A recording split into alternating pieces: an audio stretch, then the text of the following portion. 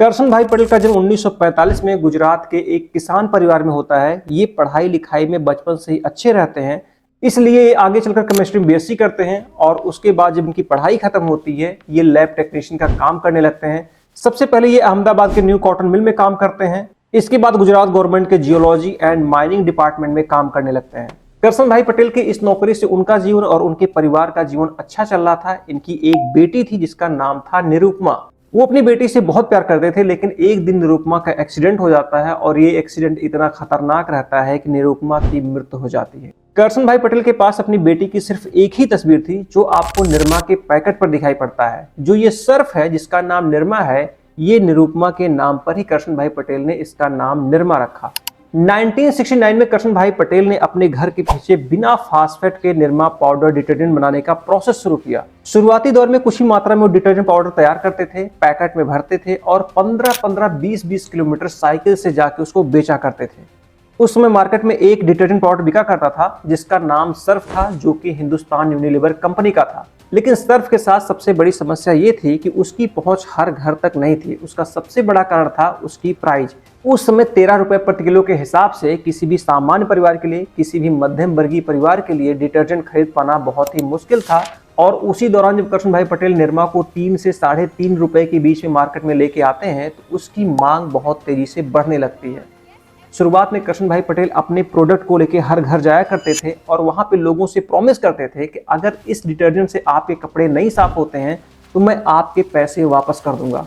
जिसके बाद निरमा के ऊपर लोगों का धीरे धीरे विश्वास बढ़ने लगा और उसकी डिमांड बढ़ने लगी। उसका सबसे बड़ा कारण था कि करशन भाई पटेल ने मिडिल क्लास फैमिली को टारगेट किया था। उनके बजट के अकॉर्डिंग निरमा की प्राइस तय की थी, साथ में क्वालिटी भी अच्छी थी। धीरे धीरे निरमा ब्रांड बनने लगा। अब दुकानदार भी निरमा की डिमांड करने लगे अपनी दुकान पर रख के उसको बेचने के लिए। जिसके बाद निरमा की लोकप्रियता गुजरात के एक छोटे से गांव से शुरू होती है और धीरे धीरे पूरे भारत में निरमा लोकप्रिय हो जाता है। निरमा ने अपनी क्वालिटी, अपने प्राइस, अपने विज्ञापन के बलबूते एफएमसीजी क्षेत्र की दिग्गज कंपनी हिंदुस्तान यूनिलीवर के प्रोडक्ट सर्फ को पछाड़ दिया और डिटर्जेंट मार्केट में बादशाह बन गई। 90 के दशक में निरमा ने पूरे डिटर्जेंट मार्केट पर कब्जा कर रखा था। यूं कहे तो निरमा का पूरे डिटर्जेंट मार्केट पर एकाधिकार हो गया था।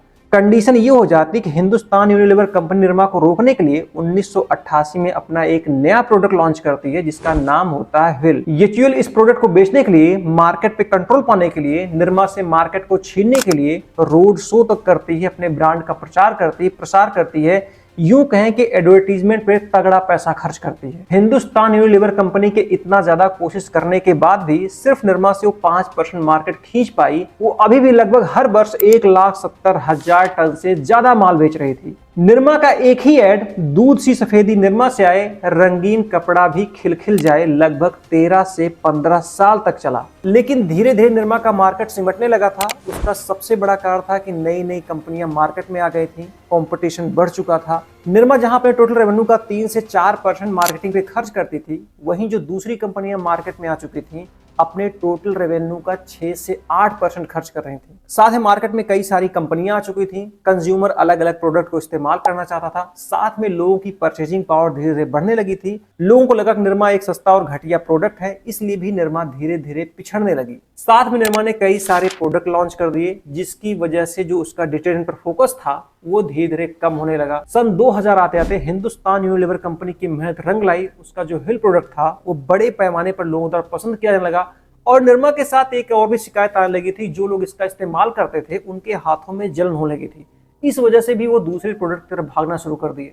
निरमा कंपनी का एक और डिसीजन जो उसके लिए बहुत किफायती साबित नहीं हुआ वो ये था कि अपनी कंपनी के लिए ब्रांड एम्बेसडर चुनना। उसने अपने कंपनी के ब्यूटी प्रोडक्ट को बेचने के लिए सोनाली बेंद्रे को अपना ब्रांड एम्बेसडर चुना था, जो उस टाइम के अपेक्षाकृत कम लोकप्रिय एक्ट्रेस थे। और धीरे धीरे हालात ये हो गए, निरमा जो कि 17 अरब डॉलर की कंपनी बन चुकी थी उसने मार्केट से धीरे धीरे कंट्रोल खोना शुरू कर दिया। और स्थिति ये हो जाती है कि जिस कंपनी का डिटर्जेंट के मार्केट पर एकाधिकार था, जिसका कंट्रोल लगभग 65% मार्केट पे था, वो कंपनी प्रेजेंट टाइम पर 10% के मार्केट पे सिमट कर रह गई। तो आज के इस वीडियो ब्लॉग में बस इतना ही। ये वीडियो आपको कैसा लगा इसके बारे में जरूर बताएं। वीडियो को लाइक करें, चैनल को सब्सक्राइब करें।